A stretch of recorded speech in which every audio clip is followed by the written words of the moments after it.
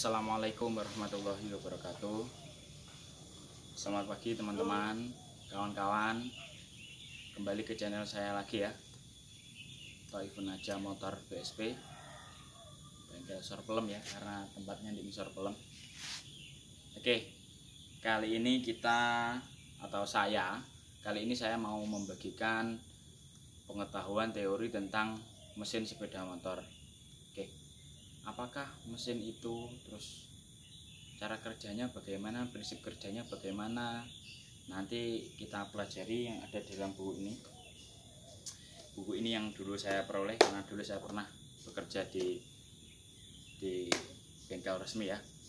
Kali ini saya akan membagikan pengetahuannya, semoga bermanfaat untuk kalian. Bagi yang sudah paham semoga diberi keberkahan, dan teman-teman yang belum paham semoga diberi kelancaran untuk paham oleh Allah Subhanahu wa taala.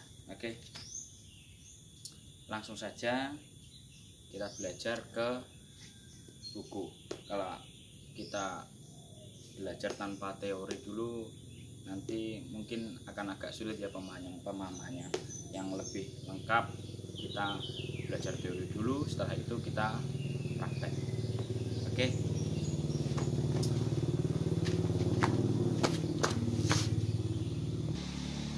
Nah, ini ya teman-teman buku yang saya peroleh dulu ya waktu bekerja di bengkel resmi ya. Semoga dengan ini bisa bermanfaat untuk kalian semua.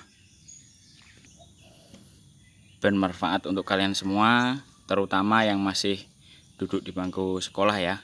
Oke. Bismillahirrahmanirrahim. Rabbi zidni ilma warzuqni fahma waj'alni min ibadika sholihin. Amin ya rabbal alamin.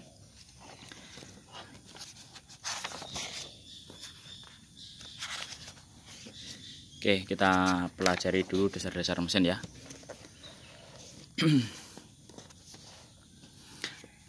Dasar-dasar mesin. Asal mula tenaga. Tenaga yang kita perlukan untuk melakukan suatu kegiatan didapat dari tenaga panas kalori yang dikandung dalam makanan yang kita makan setiap hari. Demikian pula kendaraan di jalan memerlukan daya untuk melawan hambatan udara, gesekan ban, dan hambatan-hambatan lainnya. Oke, seperti manusia ya teman-teman, motor pun juga membutuhkan konsumsi untuk dia bekerja ya, membutuhkan makanan. Oke, tenaga atau daya untuk menggerakkan kendaraan tersebut diperoleh dari panas hasil pembakaran bahan bakar. Jadi panas yang timbul karena adanya pembakaran itulah yang dipergunakan untuk menggerakkan kendaraan. Alat untuk membangkitkan tenaga ini disebut penggerak utama. Ya, yang diperoleh dari pembakaran bahan bakar disebut penggerak utama. Umumnya penggerak utama ini disebut dengan mesin, yaitu yang dapat merubah tenaga panas menjadi tenaga mekanis atau gerak. Jadi umumnya itu mesin merubah ya, cara kerjanya itu merubah tenaga panas menjadi tenaga gerak atau mekanis. Oke, siklusnya kurang lebih seperti ini. Sarana media merubah tenaga seperti ini ya, grafiknya atau siklusnya seperti ini. Oke, kita lanjut. Oke. Nah, istilah-istilah pada mesin. Istilah-istilah pada mesin. Kalau mesin itu digambarkan seperti ini ya. Kalau yang sudah paham mungkin ini tahu namanya piston ya, teman-teman. Yang bagian atasnya ini nanti kepala silinder atau silinder kop. Silinder kop, silinder blok. Kepala silinder, blok silinder, sama saja ya. Istilah-istilahnya apa? Di sini ada piston ya. Piston atau torak. Torak ini bergerak dari TMA ke TMB. Apa sih maksudnya TMA? Nah, di sini TMA sebagai titik mati atas, yaitu batas pergerakan piston yang paling atas. Jadi piston ini bergerak naik turun. Yang paling atas bergerak paling atas dinamakan TMA, yang paling bawah dinamakan TMB. Nah, yang nomor 2 TMB titik mati bawah, yaitu batas pergerakan piston yang paling bawah. Jadi piston ini nanti bergerak paling bawah, itu namanya posisinya TMB ini ya. Terus yang ketiga stroke. Stroke apa itu stroke? Langkah pergerakan piston dari TMA ke TMB atau sebaliknya. Nah ini ya, yang namanya stroke nanti jarak antara TMA ke TMB ini ya, jarak pergerakan langkah ini seperti ini. Makanya ada istilah panjang langkah berapa, nanti kita ukur dengan satuan yang sering digunakan adalah milimeter ya, untuk mengetahui kapasitasnya. Oke, lanjut. Siklus mesin. Agar mesin dapat bekerja, maka rangkaian tertentu dari suatu proses harus terjadi berurutan, yaitu 1. Mengisi silinder dengan campuran yang mudah terbakar. Yang jelas nanti bahan bakar ya. Yang kedua, menekan campuran campuran tersebut sampai pada volume tertentu. Jadi diisi terus ditekan. Yang ketiga, menyalakan campuran sehingga mengembang dan menghasilkan tenaga.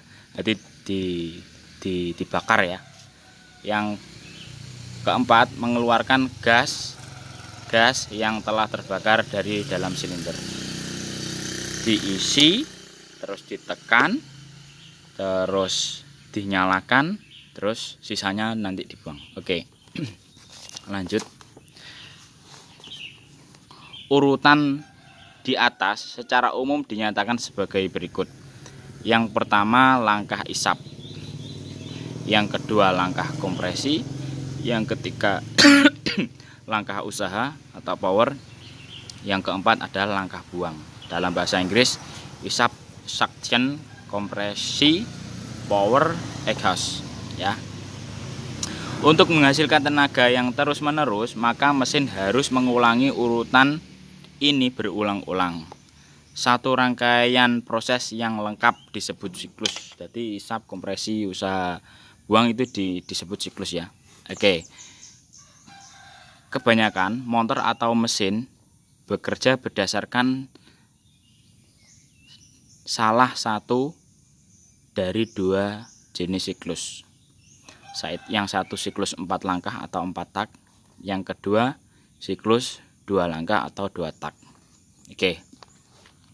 Pada mesin 4 langkah, satu siklus terdapat 4 kali langkah piston. 2 ke atas dan 2 ke bawah. Gambar tadi ya.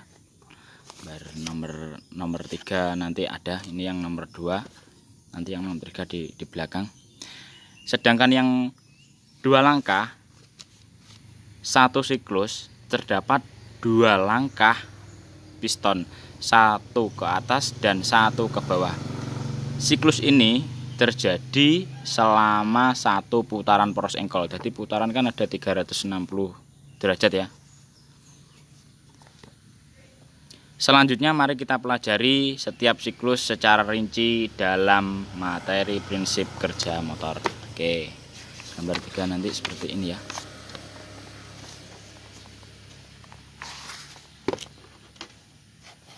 Ini gambar mesin 4 langkah ya. Isap, kompresi, usaha, buang. Seperti ini ya.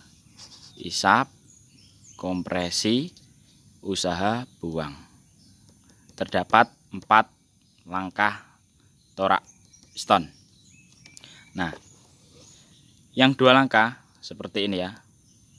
Tadi ini bekerja bersamaan ya. Beberapa sistem yang ada di dalam 4 langkah seperti tetap ada isap, kompresi, usaha, buang ada, cuman kerjanya nanti bersamaan. Isap, kompresi, usaha buang. Seperti ini ya. Oke.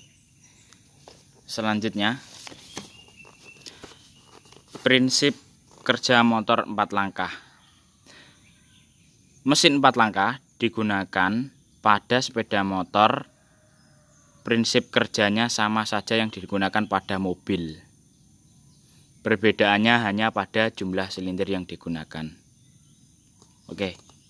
Prinsip kelanjutannya langkah isap, kompresi, usaha buang gimana ya? Tunggu di konten saya selanjutnya ya. Semoga ini bermanfaat. Saya tidak mau buat konten yang panjang-panjang ya, nanti belenger kalau belajar terlalu lama-lama. Oke. Semoga bermanfaat dan barokah. Assalamualaikum warahmatullahi wabarakatuh.